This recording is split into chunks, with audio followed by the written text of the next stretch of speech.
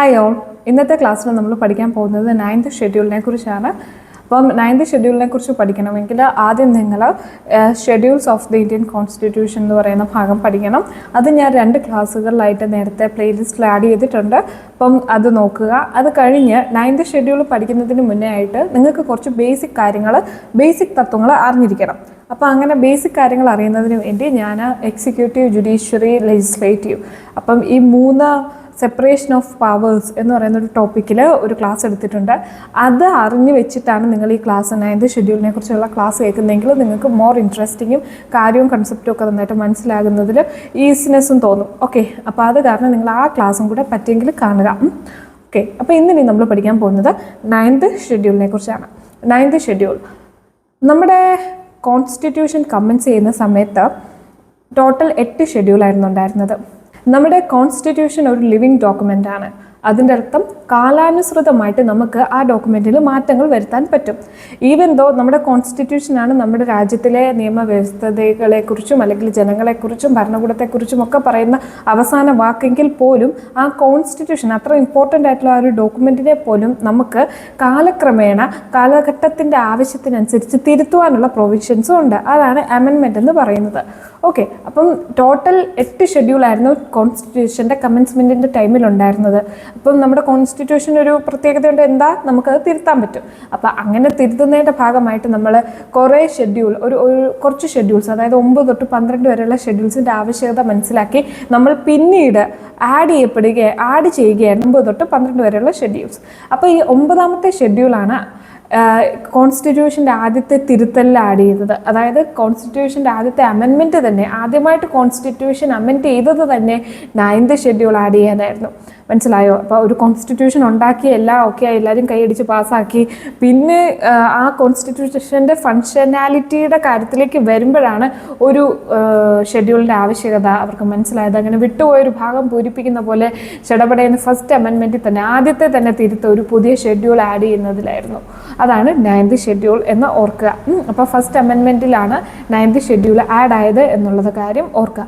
ഇനി എന്തിനായിരിക്കാം 9th schedule പെട്ടെന്ന് add ചെയ്തത് എന്ന് വെച്ചാൽ, നമ്മുടെ ഇന്ത്യയുടെ കാര്യം അറിയാം. പെർമനൻറ്റ് സെറ്റിൽമെൻറ്റ് സിസ്റ്റം അല്ലെങ്കിൽ സെമിന്ദാരി സിസ്റ്റം എന്നൊക്കെ നിങ്ങൾ കേട്ടിട്ടുണ്ട്. ആ ഒരു ടൈമിൽ ബ്രിട്ടീഷുകാർ ഇന്ത്യ ഭരിച്ചുകൊണ്ടിരുന്ന സമയത്ത് ഇതുപോലെയായിരുന്നു. ലാൻഡ് ലോഡ്സ് കുറേ പേരുണ്ടായിരുന്നു. ബ്രിട്ടീഷുകാർക്ക് ഈ രാജ്യം രക്ഷപ്പെടുത്തണമെന്നൊന്നുമില്ല. അവർക്ക് എങ്ങനെയെങ്കിലും ഈ നാട്ടിലെ നികുതി കൃത്യമായിട്ട് കൈപ്പറ്റണം. അപ്പോൾ അവരെ സംബന്ധിച്ചിടത്തോളം വലിയ സ്ട്രക്ചറിനെക്കാട്ടിലും കൂടുതൽ അവർക്ക് നികുതി പണം കൈ കിട്ടിയാൽ മതി. അതിനവരെന്താ ചെയ്തേ, ഓരോ പ്രദേശത്തെയും പ്രമുഖരായിട്ടുള്ള വലിയ വലിയ കുടുംബങ്ങളിലെ അംഗങ്ങൾക്ക് ഒരു വലിയ ശതമാനം ഭൂമി അവരുടെ പേരിൽ കൊടുത്തിട്ട് ആ പ്രദേശത്തുള്ള ആളുകളുടെ കരം ഡയറക്റ്റ് പിരിച്ചു തരാനാണ് പറഞ്ഞത്. അതാണ് സെമിന്ദാരി സിസ്റ്റം എന്ന് പറയുന്നത്. ഇപ്പോഴത്തെ പോലെ സിസ്റ്റമാറ്റിക് ആയിട്ടുള്ള നമ്മുടെ സിറ്റിസൺസിൻ്റെ ഭാഗത്തു നിന്നുള്ള, പൗരൻ്റെ ഭാഗത്തു നിന്നുള്ള ഒരു ടാക്സ് വ്യവസ്ഥയൊന്നുമല്ല അന്നത്തെ കാലത്തുണ്ടായിരുന്നത്. അന്ന് ബ്രിട്ടീഷുകാർക്ക് എങ്ങനെയെങ്കിലും ഭരിച്ചാൽ മതി. സോ അവർ സെമിന്ദാർസിനെയായിരുന്നു ഏർപ്പെടുത്തിയിരുന്നത്. സെമിന്ദാർസ് അവർക്ക് തോന്നുന്ന പോലെ ആളുകളെ, അതായത് അവർക്കൊരു ടാർഗറ്റ് ഉണ്ട്. ആ ടാർഗറ്റ് അച്ചീവ് ചെയ്യുന്നത് വരെ പാവപ്പെട്ടവരെ ഇട്ട് പണിയെടുപ്പിച്ചും ഇങ്ങനെയൊക്കെയാണ് സെമിന്ദാർസും ടാക്സ് കളക്ട് ചെയ്ത് ബ്രിട്ടീഷുകാർക്ക് കൊടുത്തുകൊണ്ടിരുന്നത്. ബ്രിട്ടീഷുകാർ ഇന്ത്യ വിട്ടുപോയി. ഇന്ത്യക്ക് സ്വാതന്ത്ര്യം കിട്ടി. ഇനി നമ്മുടെ രാജ്യം പുതിയൊരു രാജ്യമാകുകയാണ്. ഇന്ത്യക്ക് സ്വാതന്ത്ര്യം കിട്ടുക എന്ന് പറയുന്നത് നമ്മുടെ രാജ്യം അതിൻ്റെ യങ് സ്റ്റേജിലാണ്, അല്ലേ? അതായത് ബ്രിട്ടീഷ് ഇന്ത്യ മാറി, ഇനിയും ഇന്ത്യ അല്ലെങ്കിൽ ഭാരത്, ആ ഒരു റേഞ്ചിലേക്ക് നമ്മളൊരു പുതിയ സ്വതന്ത്ര രാജ്യമാകുമ്പോൾ നമ്മുടെ ഇന്ത്യ ഭയങ്കര ചെറുപ്പമാണ്. അപ്പം നമുക്ക് ഭയങ്കര നാഷണലിസ്റ്റ് ഐഡിയാസും കാര്യങ്ങളുമാണ്. നമുക്ക് രാജ്യം രക്ഷപ്പെടണം, പല കാര്യങ്ങളും മാറ്റങ്ങളും ഒക്കെ വരുത്തി ഇവിടുത്തെ എല്ലാ ആളുകളിലേക്കും എല്ലാ തരത്തിലുള്ള സൗകര്യങ്ങളും ഒക്കെ എത്തിപ്പെടണം. അങ്ങനത്തെ കുറേ വിഷനോടുകൂടി നമ്മുടെ ഭരണകർത്താക്കന്മാർ എന്ത് ചെയ്തു, ഓരോരോ പോളിസീസ് മുന്നോട്ട് കൊണ്ടുവരാൻ തുടങ്ങി. അങ്ങനെ കൊണ്ടുവന്ന ഒരു പോളിസിയാണ് ലാൻഡ് റിഫോംസ് എന്ന് പറയുന്നത്. ഞാൻ പറഞ്ഞു, ബ്രിട്ടീഷ് ഇന്ത്യയുടെ സമയത്ത് എന്തായിരുന്നു നമ്മുടെ അവസ്ഥ? സെമിന്ദാർസിൻ്റെ കയ്യിലായിരുന്നു ഉള്ള സ്ഥലം മുഴുവനും. ഒരു 10% ആളുകളുടെ കയ്യിലുള്ള ഭൂമി മുഴുവനും ഉണ്ട്. 90% ആളുകളും ഭൂരഹിതരായിട്ടിരിക്കുന്ന അവസ്ഥ, നമ്മുടെ ജന്മി കുടിയാൻ സിറ്റുവേഷൻ പോലെ. അപ്പോൾ ഇങ്ങനെയുള്ള ഒരു അവസ്ഥയിൽ എങ്ങനെ ജനങ്ങൾക്ക് ക്ഷേമം ഉറപ്പുവരുത്താൻ പറ്റും? കാരണം നമുക്ക് ബേസിക് നീഡ്സിൽ 5ാമത്തെ നീഡ് ഷെൽട്ടറിന് ഒരു സ്വന്തമായിട്ടൊരു ഭൂമി പോലും 90% 50% ആളുകൾക്കും ഇല്ലാത്ത അവസ്ഥയാണ് ഇന്ത്യക്ക് സ്വാതന്ത്ര്യം കിട്ടുമ്പോൾ. വെറും ദരിദ്ര രാജ്യമായിട്ടാണ് ഇന്ത്യ നമ്മുടെ കയ്യിൽ കിട്ടിയത് സ്വാതന്ത്ര്യം കിട്ടുന്ന സമയത്ത്. നമ്മുടെ ഭരണകർത്താക്കന്മാരുടെ അല്ല നമുക്ക് അങ്ങനെയാണ് ബ്രിട്ടീഷുകാർ നമ്മുടെ രാജ്യത്തിനെ തന്നിട്ട് പോയത്. അവരെല്ലാം കുത്തി കുളം തോണ്ടിയിട്ടാണ് നമുക്ക് തന്നിട്ട് പോയത്. അപ്പം നമുക്ക് എന്താ ആദ്യം തൊട്ട് ചെയ്യാനുള്ളത്? ഈ സോക്കോൾഡ് പ്രമുഖർ 10% ഭയങ്കരമായിട്ട് ഭൂ ഉടമകൾ ഉണ്ടല്ലോ, ഭയങ്കരമായിട്ട് ഈ ഭൂമി ഓൺ ചെയ്യുന്ന ആളുകൾ, ആ ഭൂ ഉടമകളുടെ കയ്യിൽ നിന്ന് എന്തെടുക്കുക? കുറച്ച് സ്ഥലം എടുത്ത് ഈ ഭൂരഹിതർക്ക് ഡിസ്ട്രിബ്യൂട്ട് ചെയ്യുക. അതായിരുന്നു ലാൻഡ് റിഫോംസ് കൊണ്ട് ഉദ്ദേശിക്കുന്നത്. അതായത് പരിധിയിൽ കൂടുതൽ സ്ഥലം കുറേ ആളുകളുടെ കയ്യിലുണ്ട്, ആ സ്ഥലം കറക്റ്റ് പാവപ്പെട്ട ഒന്നും ഇല്ലാത്തവർക്ക് ഡിസ്ട്രിബ്യൂട്ട് ചെയ്യുകയാണെങ്കിൽ നമുക്കൊരു ക്ഷേമം, ആ ഒരു ഇനിക്വാളിറ്റി, ഇൻകം ഇനിക്വാളിറ്റി, ആ ഗ്യാപ്പും എക്കണോമിക്കൽ ആൻഡ് സോഷ്യൽ ഗ്യാപ്പ് നമുക്ക് ഫില്ല് ചെയ്യാം എന്നുള്ളതായിരുന്നു ഈ പോളിസിയുടെ പിന്നിലത്തെ തത്വം. പക്ഷേ ഈ ഒരു പോളിസി നടപ്പാക്കാൻ പറ്റത്തില്ലായിരുന്നു. കാരണം എന്താ? ആ സമയത്ത് നമുക്ക് മൗലിക അവകാശങ്ങളുണ്ട്. ഇതേ കോൺസ്റ്റിറ്റ്യൂഷനിൽ തന്നെ കുറച്ച് മൗലിക അവകാശങ്ങൾ എഴുതി വെച്ചിട്ടുണ്ട്. അതിലെ 31ാമത്തെ മൗലിക അവകാശം ഏതായിരുന്നു? റൈറ്റ് ടു പ്രോപ്പർട്ടി ആയിരുന്നു. അതായത് പ്രോപ്പർട്ടി എന്നുള്ളത് ഒരു ഫണ്ടമെൻ്റൽ റൈറ്റ് ആയിട്ടാണ് നമ്മുടെ കോൺസ്റ്റിറ്റ്യൂഷനിൽ എഴുതി വെച്ചിരിക്കുന്നത്. അപ്പം ഫണ്ടമെൻ്റൽ റൈറ്റിനെതിരെ, അതായത് കോൺസ്റ്റിറ്റ്യൂഷനിൽ ജനങ്ങൾക്ക് നൽകിയിരിക്കുന്ന ഫണ്ടമെൻ്റൽ റൈറ്റ്സിനെതിരെ ഒരു കാരണവശാലും നമ്മുടെ ഗവൺമെൻറ്റിന് ഒരു തരത്തിലുള്ള നിയമം ഉണ്ടാക്കാൻ പറ്റത്തില്ല. അങ്ങനെ നിയമം ഉണ്ടാക്കുകയാണെങ്കിൽ ആരിടപെടും? ജുഡീഷ്യറി അത് ഇൻ്റർപ്രറ്റ് ചെയ്ത് ആ നിയമം കോൺസ്റ്റിറ്റ്യൂഷൻ വിരുദ്ധമാണെന്ന് പറയും. മനസ്സിലായോ? ഞാൻ കഴിഞ്ഞ ക്ലാസ്സിൽ സെപ്പറേഷൻ ഓഫ് പവേഴ്സിനെ കുറിച്ച് പറഞ്ഞു. നിയമം ഉണ്ടാക്കുന്നവര്, നിയമം നടപ്പിലാക്കുന്നവരെ, നിയമത്തെ ഇൻ്റർപ്രറ്റ് ചെയ്യുന്നവരെ, ഇത് മൂന്ന് വിഭാഗമാണ്. അപ്പം നിയമം ഉണ്ടാക്കുന്നത് ആരാ? ലെജിസ്ലേറ്റീവ് ഒരു നിയമം ഉണ്ടാക്കിയാൽ പോലും, അല്ലെങ്കിൽ എക്സിക്യൂട്ടീവ് ആ നിയമം നടപ്പിലാക്കിയാൽ പോലും കോടതിക്ക് ഇടപെടാം, അത് ഭരണഘടനാ വിരുദ്ധമാണോ അല്ലയോ എന്ന് ചെക്ക് ചെയ്യാൻ വേണ്ടി. ഓക്കെ, അപ്പം റൈറ്റ് ടു പ്രോപ്പർട്ടി എന്താണ്? ഒരു ഫണ്ടമെൻ്റൽ റൈറ്റ് ആണ്. അപ്പം കുറേ പണക്കാരനാണെന്ന് പറഞ്ഞുകൊണ്ട് ഒരിക്കലും നമുക്ക് ഡിസ്ക്രിമിനേറ്ററി ആയിട്ട് അവരുടെ അടുത്ത് പെരുമാറാൻ പറ്റത്തില്ല. നീ കുറേ പണക്കാരനല്ലേ, നിനക്ക് ഇനി റൈറ്റ് ടു പ്രോപ്പർട്ടി ഇല്ല എന്ന് ഒരിക്കലും ഒരു ഗവൺമെൻറ്റിനും പറയാൻ പറ്റത്തില്ല. കാരണം അത് കോൺസ്റ്റിറ്റ്യൂഷനിൽ അവർക്ക് ഗ്രാൻറ്റഡ് റൈറ്റ് ടു പ്രോപ്പർട്ടി എന്നുള്ളത്. ഓക്കെ, അപ്പോൾ അങ്ങനെ ഒരു സിറ്റുവേഷനിൽ എപ്പോഴൊക്കെ ലാൻഡ് റിഫോംസ് എന്ന് പറയുന്ന നിയമം നടപ്പിലാക്കാൻ ശ്രമിക്കും, അത് സ്റ്റേറ്റ് ഗവൺമെൻറ്റും യൂണിയൻ ഗവൺമെൻറ്റും രണ്ടുപേരുടെയും കഥയാണ് കേട്ടോ ഇത്. അപ്പോൾ ലാൻഡ് റിഫോംസ് എന്ന് പറയുന്ന ഒരു കാര്യം എപ്പോഴൊക്കെ നടപ്പിലാക്കാൻ ശ്രമിക്കുമ്പോഴും അപ്പോഴത്തേക്കും ഈ സെമിൻദാർസ്, പഴയ സെമിൻദാർസും ഭൂമി ഉടമകളും കൂടെ നേരെ കോടതിയിൽ ചെല്ലും. ഞങ്ങൾക്ക് ഈ ഫണ്ടമെൻ്റൽ റൈറ്റ് ടു പ്രോപ്പർട്ടി തന്നിട്ട് ഞങ്ങളുടെ ആ അവകാശത്തെയാണ് ഈ ഗവൺമെൻറ് വന്ന് തട്ടിയെടുത്ത് ഞങ്ങളുടെ ഭൂമി പറിച്ച് ഞങ്ങളുടെ കയ്യിൽ നിന്ന് എടുക്കാൻ പോകുന്നത്, ഇത് എന്ത് ന്യായമാണെന്ന് ചോദിക്കുമ്പോഴത്തേക്കും കോടതി എന്താ പറയുന്നത്? ശരിയാണ്, കോൺസ്റ്റിറ്റ്യൂഷന് വിരുദ്ധം ആണ്. ഫണ്ടമെൻ്റൽ റൈറ്റ് ടു പ്രോപ്പർട്ടി ഉള്ളപ്പം നമുക്ക് ഒരിക്കലും ഒരാളുടെ കയ്യിൽ നിന്ന് ആ ഒരു പ്രോപ്പർട്ടി പിടിച്ചു വാങ്ങാൻ പറ്റത്തില്ല, ഗവൺമെൻറ്റിന് അത് പറ്റത്തില്ല. ഓക്കെ, അപ്പോൾ അങ്ങനെ ഒരു സിറ്റുവേഷൻ ഉണ്ടായി. അപ്പോഴാണ് നമ്മുടെ പല പ്രശ്നങ്ങളും കാര്യങ്ങളും ഓരോരോ വഴികളും ഒക്കെ ഗവൺമെൻറ് ശ്രമിച്ചു ആ ഒരു ലാൻഡ് റിഫോംസ് നടപ്പിലാക്കാൻ. പക്ഷെ ഒന്നും വെളിച്ചം കണ്ടില്ല. അതിനുശേഷം ഉണ്ടായ ഒരു അമെൻമെൻ്റാണ് 9th ഷെഡ്യൂൾ എന്ന് പറയുന്നത്.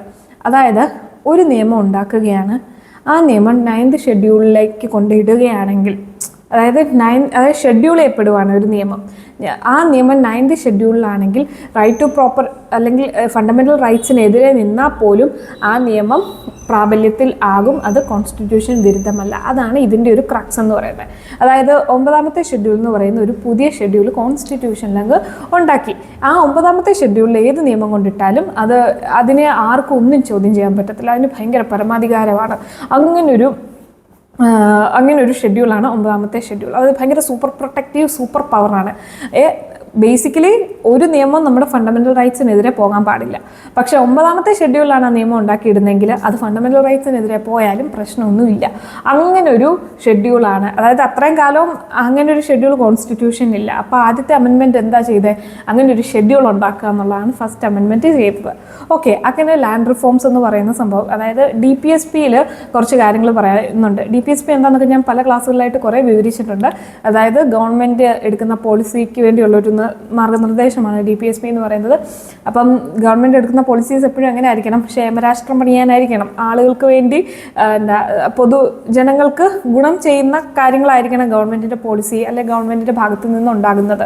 അപ്പം DPSP നടപ്പിലാക്കാൻ അല്ലെങ്കിൽ ജനങ്ങൾക്ക് ക്ഷേമം നടപ്പിലാക്കുന്നതിന് വേണ്ടി എന്ത് നിയമം ഉണ്ടാക്കിയാലും സൊസൈറ്റൽ ഗുഡിന് വേണ്ടി, അതായത് സാമൂഹ്യപരമായിട്ട് നല്ലതിനു വേണ്ടി ഗവൺമെൻറ് എന്ത് നിയമം നടപ്പിലാക്കിയാലും അത് 9ാമത്തെ ഷെഡ്യൂൾ ഷെഡ്യൂളിൽ ഇടുക.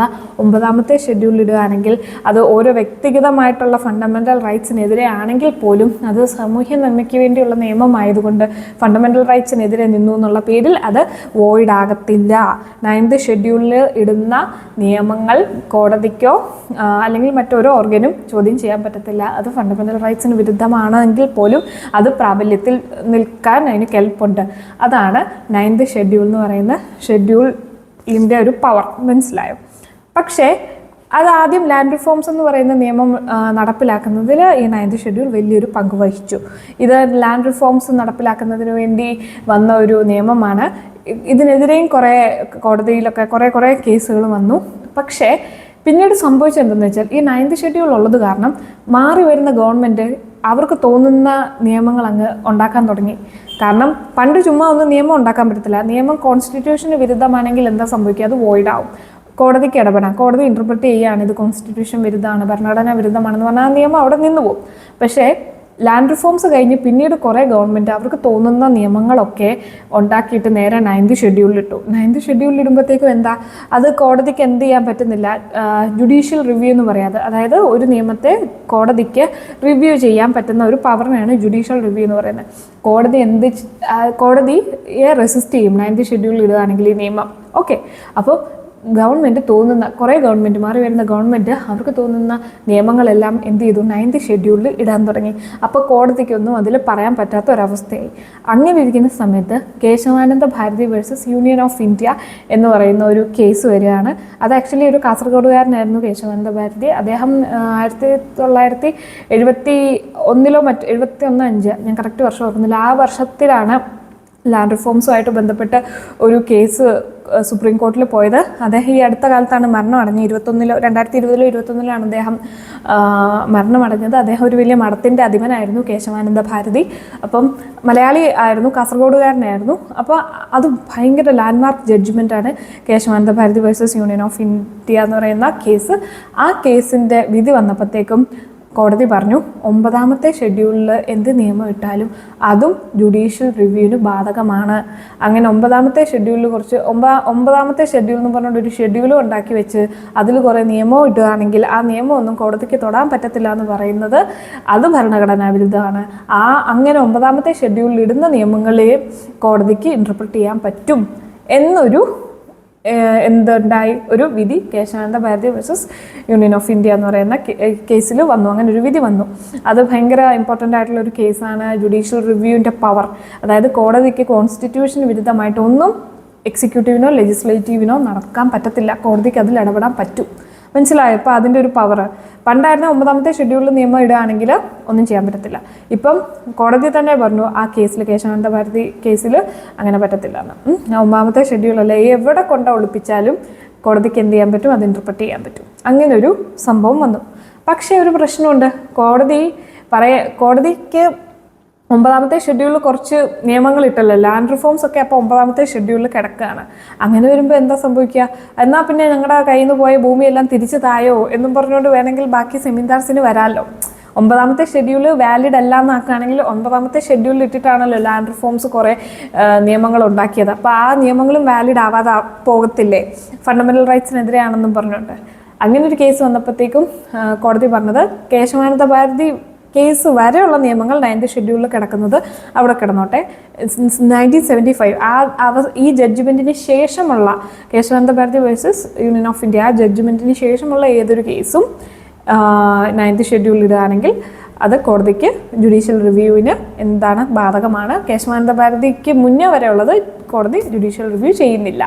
അങ്ങനെ ഒരു സ്റ്റേറ്റ്മെൻറ്റാണ് പിന്നീട് ഇറക്കിയത്. അതോടെ 9th ഷെഡ്യൂളിൽ പ്രൊട്ടക്റ്റഡ് ആയിട്ടുള്ള കുറച്ച് നിയമങ്ങളുണ്ട്. അത് ലാൻഡ് റിഫോംസുമായിട്ട് ബന്ധപ്പെട്ടാണ്. അത് 1975 വരെയുള്ള നിയമങ്ങൾ പ്രൊട്ടക്റ്റഡ് ആണ്. 1975 ശേഷം വരുന്ന നിയമങ്ങൾ 9th ഷെഡ്യൂളിൽ ഇട്ടാലും കാര്യമില്ല. കാരണം അത് കോടതിക്ക് എന്ത് ചെയ്യാൻ പറ്റും? സ്ക്രൂട്ടിനി ചെയ്യാൻ പറ്റും. അതാണ് 9th ഷെഡ്യൂളിൻ്റെ കഥ. ഓക്കെ, അപ്പോൾ എല്ലാവർക്കും ഇത് മനസ്സിലായെന്ന് വിചാരിക്കുന്നു. ഇവിടെ എന്ന് പറഞ്ഞാൽ ഇത് അടിസ്ഥാനപരമായിട്ട് നിങ്ങൾ മനസ്സിലാക്കേണ്ട ഫണ്ടമെൻ്റൽ റൈറ്റ്സ് വേഴ്സസ് DPSP എന്ന് പറയുന്നൊരു സംഭവം ഇതിൻ്റെ അകത്തുണ്ട്. അതായത് മൗലിക അവകാശങ്ങൾക്കെതിരെ ഒരു ഗവൺമെൻറ്റിനും നിയമങ്ങൾ ഉണ്ടാക്കാൻ പറ്റത്തില്ല. But at the same time നമുക്ക് എല്ലാം ഒരുമിച്ച് ശരിയാവണമെന്ന് പറഞ്ഞാൽ പറ്റത്തില്ല. അതായത് എല്ലാവരുടെ അവകാശങ്ങൾ സംരക്ഷിക്കുകയും വേണം, എന്നാൽ ഒട്ട് സാമൂഹ്യ നന്മ ഉണ്ടാവണം എന്ന് പറഞ്ഞാൽ ഒരിക്കലും നടക്കത്തില്ല. കാരണം ഇപ്പോൾ ഈ ലാൻഡ് റിഫോംസ് ആണെങ്കിൽ തന്നെ പണക്കാരൻ്റെ അല്ലെങ്കിൽ കുറേ ലാൻഡ് കൈ അടക്കി വെച്ചിരിക്കുന്ന വ്യക്തിയുടെ കയ്യിൽ നിന്ന് നമ്മൾ ലാൻഡ് എടുത്ത് വേറെ പാവപ്പെട്ടവർക്ക് കൊടുക്കുകയാണ് ചെയ്യുന്നത്. നല്ല കാര്യം. പക്ഷേ പണക്കാരൻ്റെ പല അവകാശങ്ങളെ അവിടെ ഹനിക്കപ്പെടുന്നുണ്ട്.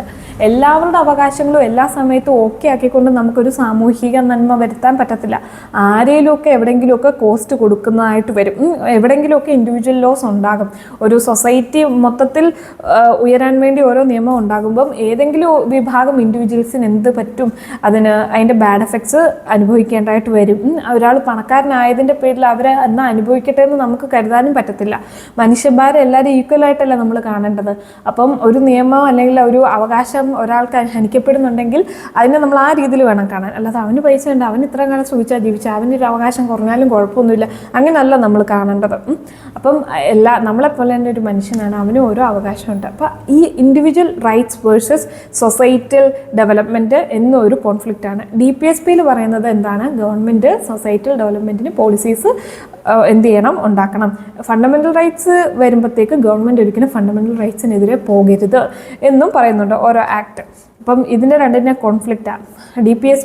DPSPയിൽ പറയുന്ന ക്ഷേമരാഷ്ട്രം ഗവൺമെൻറ് ഉണ്ടാക്കുകയും ചെയ്യണം, എന്നാൽ ഒട്ട് പൗരൻ്റെ ഒന്നും ഫണ്ടമെൻ്റൽ റൈറ്റ്സിലധികം കൈകടത്താനും പാടില്ല. ഇതിൻ്റെ ഒരു എന്താ പറയുന്ന ഒരു ഇക്വിലിബ്രിയം ഗവൺമെൻറ്റിന് എപ്പോഴും കണ്ടെത്തേണ്ടിയിരിക്കുന്നു. അങ്ങനെയാണ് പല നിയമങ്ങളും ഉണ്ടാകുന്നത്. പക്ഷേ എന്നാൽ പോലും ഇതിൻ്റെ ഇടയ്ക്ക് പല കോൺഫ്ലിക്റ്റുകളും ഉണ്ടാവാറുണ്ട്. അതിനെ ഇൻ്റർപ്രറ്റ് ചെയ്യുക എന്നുള്ളതാണ് നമ്മുടെ കോർട്ടിൻ്റെ ജോലി എന്നും മനസ്സിലാക്കാം. ഓക്കെ, ഇപ്പോൾ ലെജിസ്ലേറ്റീവിലാണ് നിയമങ്ങൾ ഉണ്ടാക്കുന്നത്. ഓരോ മന്ത്രിസഭ മാറുന്നതിനനുസരിച്ച് അല്ലെങ്കിൽ നമ്മൾ ഓരോ പാർട്ടിക്കാരെ കയറ്റി വിടുന്നതിനനുസരിച്ച് അവരുടെ ഒരു കൈൻഡ് വെച്ചിട്ടാണ് ഓരോ നിയമങ്ങൾ പുതിയതായിട്ട് നടപ്പിലാക്കപ്പെടുന്നത്. ഏത് നിയമമാണ് നടപ്പിലാക്കേണ്ടത് ആക്കേണ്ട എന്നുള്ളത് എക്സിക്യൂട്ടീവ് ചിന്തിക്കും. പക്ഷേ നിയമങ്ങൾ പാസ്സാക്കുന്നത് ലെജിസ്ലേറ്റീവാണ്. ഓക്കെ, അപ്പോൾ ഇത്തരം കാര്യങ്ങൾ നിങ്ങൾക്ക് മനസ്സിലായെന്ന് വിചാരിക്കുന്നു. നിങ്ങൾക്ക് 9th ഷെഡ്യൂൾ മനസ്സിലായെന്ന് വിചാരിക്കുന്നു. നെക്സ്റ്റ് ക്ലാസ്സിൽ ഞാൻ 10th ഷെഡ്യൂൾ പറയാം. അതിനു മുന്നേ നമ്മുടെ കോൺസ്റ്റിറ്റ്യൂഷൻ ഏതൊക്കെ കോൺസ്റ്റിറ്റ്യൂഷനിൽ നിന്നാണ് എന്തൊക്കെയാണ് നമ്മൾ കടമെടുത്തിരിക്കുന്നത് എന്നുള്ള ഒരു ക്ലാസ്സും കൂടെ ഞാൻ പെട്ടെന്ന് പറഞ്ഞു തീർക്കുന്നതായിരിക്കും. ഓക്കെ, അപ്പം ഇന്നത്തെ ക്ലാസ് ഇത്രേ ഉള്ളൂ. ദയവ് ചെയ്ത് നിങ്ങൾക്ക് കാര്യങ്ങൾ മനസ്സിലാവുന്നുണ്ടെങ്കിൽ കമൻറ്റ് ചെയ്യുക, അല്ലെങ്കിൽ എൻ്റെ ടെലിഗ്രാം ഗ്രൂപ്പുണ്ട്, അതിലാണെങ്കിലും വന്ന് കാര്യങ്ങൾ പറയുക. എനിക്കറിയില്ല ആരൊക്കെയാണ് കാണുന്നത്, എന്തൊക്കെയാണ് നിങ്ങളുടെ നീഡ്സ് എന്ന് എനിക്ക് ഒട്ടും അറിയത്തില്ല ഇതിലൂടെ കാണുന്നത് കൊണ്ട്. സോ ദയവ് ചെയ്ത് കമൻറ്റ് ചെയ്യുക. ക്ലാസ്സസ് ഇഷ്ടപ്പെട്ടെങ്കിൽ ഒരു തമ്പപ്പെങ്കിലും ഇടുക, എന്നാലേ എനിക്ക് മനസ്സിലാകത്തുള്ളൂ. ഓക്കെ, അപ്പം സബ്സ്ക്രൈബ് ചെയ്യുക.